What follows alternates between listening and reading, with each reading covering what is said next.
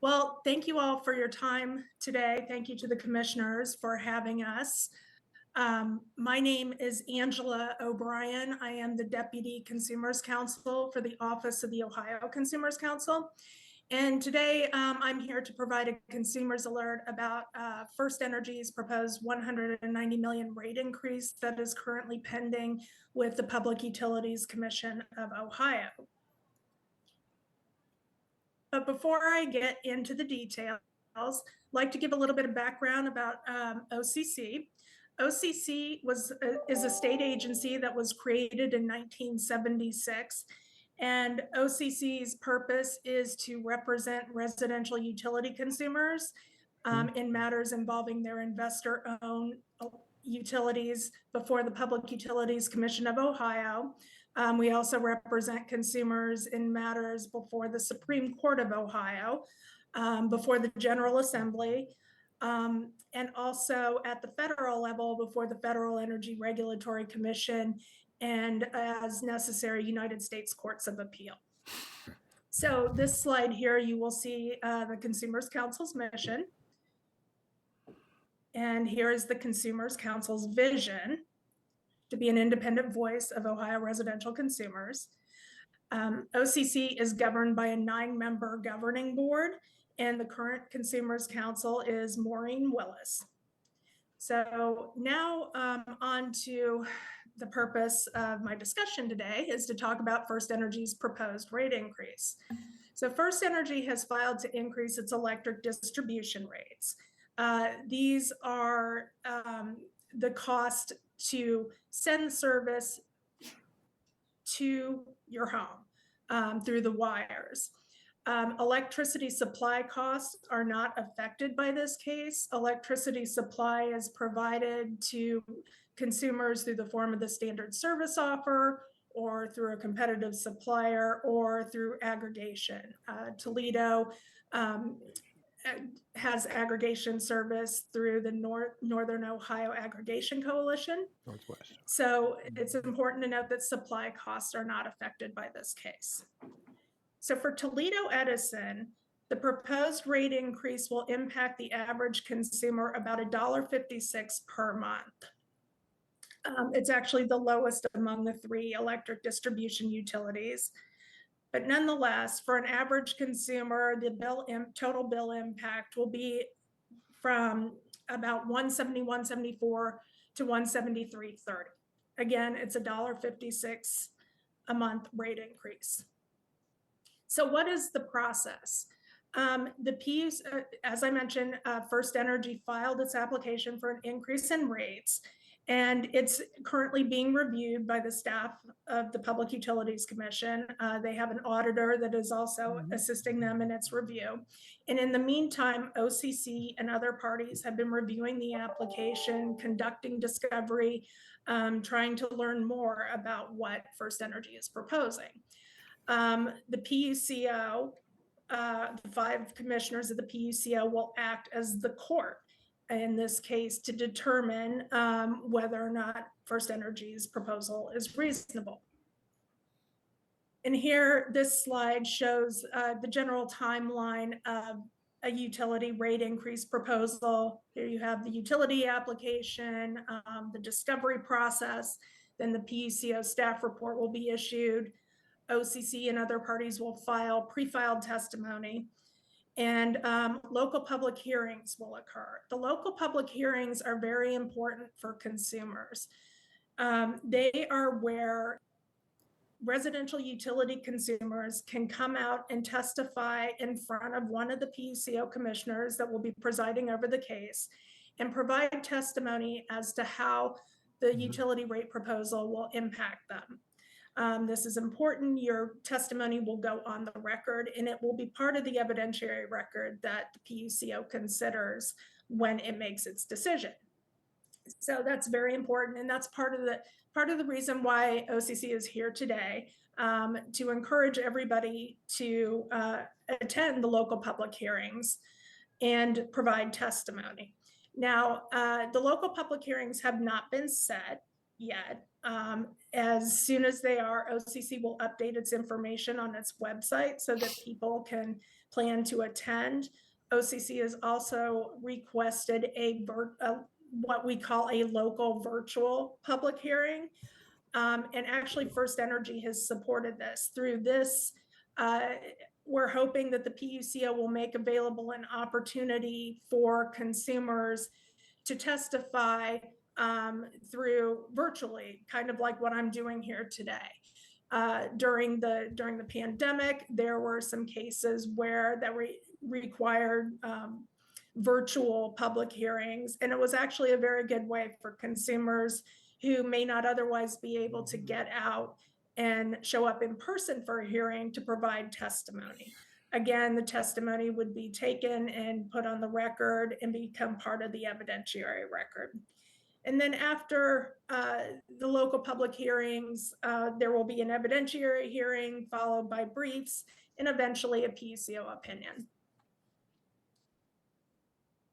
So again, your voice makes a difference. The local public hearings, again, to be decided, are really what will be helpful for consumers to attend. As I mentioned, we will be updating our information when those local public hearings are set, encourage others to attend them, and share OCC's consumer information on social media. Another way to make your voice heard is to send a letter to the PUCO referencing case number 240468, which is the rate increase proposal. Or you can also file a public comment directly to the PUCO's website. That information is on occ.ohio.gov, or you can scan the QR code here and it will take you directly to where you can upload a public comment. Also, OCC has a number of fact sheets on its website, occ.ohio.gov, that provides more information about FirstEnergy's rate increase proposal and how you can make your voice heard. We also keep other useful information about aggregation, choosing an electric supplier, all sorts of different things on there that residential utility consumers will find helpful in navigating their day-to-day utility services. Again, here is our, we also keep information about utility assistance. One of the things that we've seen recently is that all of the utilities are coming in requesting rate increases. It's not just the electric utilities, the gas utilities are requesting increases as well. And also it's important to point out that for the electric utilities, it's not just the distribution rate increase that may be involved.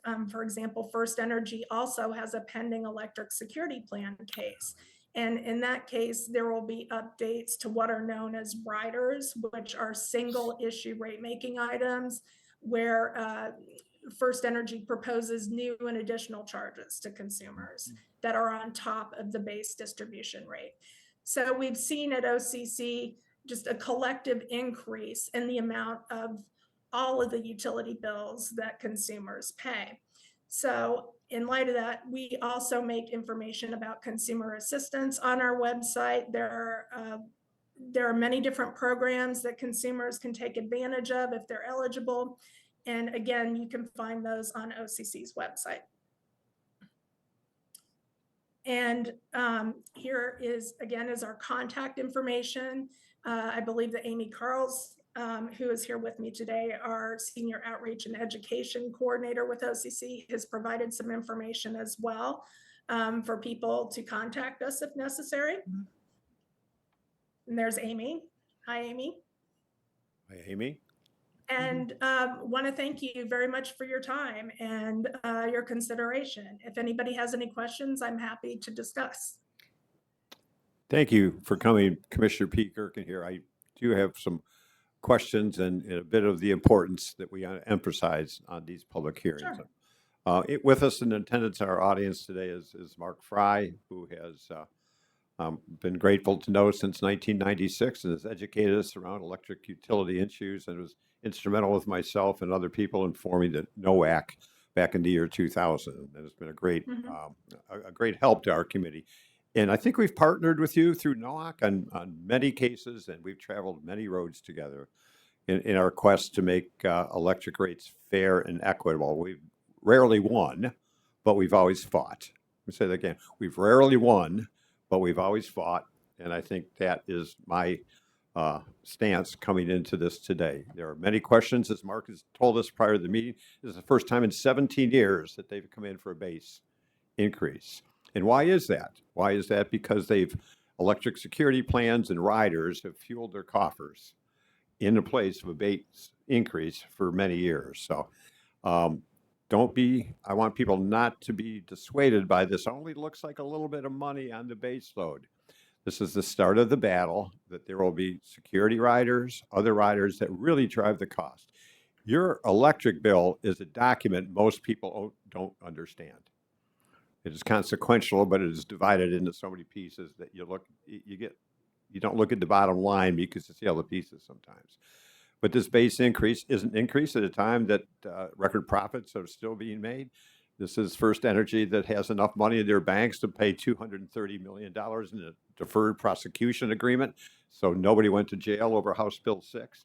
They have their money in their bank to bribe a former PUCO commissioner who is no longer with us through suicide, but was indicted. Their FirstEnergy executives, Chuck Jones, is finally indicted on the crimes, and these crimes are fueled by money. They have money. They have money for criminal activity. They have money to deceive the public. They don't need any more money from us. And at least as one commissioner with my long history of battling FirstEnergy, will continue to use my public voice, hopefully along with the Ohio's Consumer Counsel. And I'm sure at some point you'll be asked to take a position. And what you'll hear from this county, at least, because we've always taken this position, enough's enough. Don't reward the criminals and hold the PUCO accountable. And I'll finish my sermon with this. The PUCO has been a wholly owned subsidiary of the utility companies for as long as I've been around. There's been scrutiny on them. People have been indicted. I hope they can change. I'm doubtful, but we will be in public. We will get our message, and enough's enough. Thank you. Well, and with that, I concur with my colleague, this is Commissioner Lisa Sabecki. At the time that House Bill 6 was being passed, I was actually in the legislature and sat on the front row with the speaker at the time that is now spending time in prison, Speaker Householder. The unfortunate thing is, excuse me, they've not increased these rates for many years, but they've had no problem paying off politicians in Columbus and politicians across the state, some of which have been caught and some of which are hiding behind a rock or underneath a rock, should we say. So they're still scared because there's many politicians, I believe, that were paid off. But with that, though, it should not be this payoff scheme and settlement scheme that has gone over, and where the state of Ohio is known as the most corrupt state by the GOP for this bailout and this payoff and these settlements should not be on the backs of the ratepayers. They have paid enough, and unfortunately they're being asked to pay off some of these part of the $61 million scam that was ran by FirstEnergy. And so let's not get it twisted here, folks. This is not the right thing to be doing. And I think we've heard for Commissioner Gerken, we'll be here for Commissioner Lopez, but I think it'll be fair to say that this commission will do everything we can do to get the word out to our citizens that their voices need to be heard. And I'm hopeful that they'll have a virtual opportunity. The PUCA, I mean, Columbus can make things virtual if they want to make it virtual. If they really want to hear from the ones that are going to be paying this price for this opportunity, or they can make it difficult and make it not virtual, But also, I would say to the citizens, you have a right to be heard. You can go to Columbus or you can send your information in.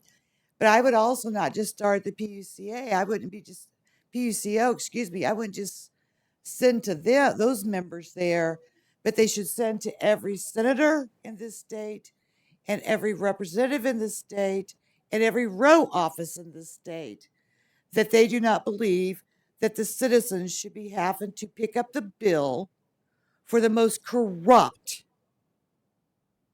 piece of legislation in the state of Ohio and the settlements that FirstEnergy did to try to hide their game that they tried to play in this state. So I know we're probably preaching to the choir here. It's been a little bit of church this morning here in our chambers.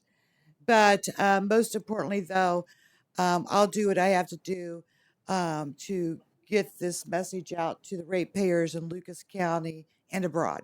Thank you. Thank you again. And we are all in agreement that we should not be bailing out FirstEnergy. We've already done that.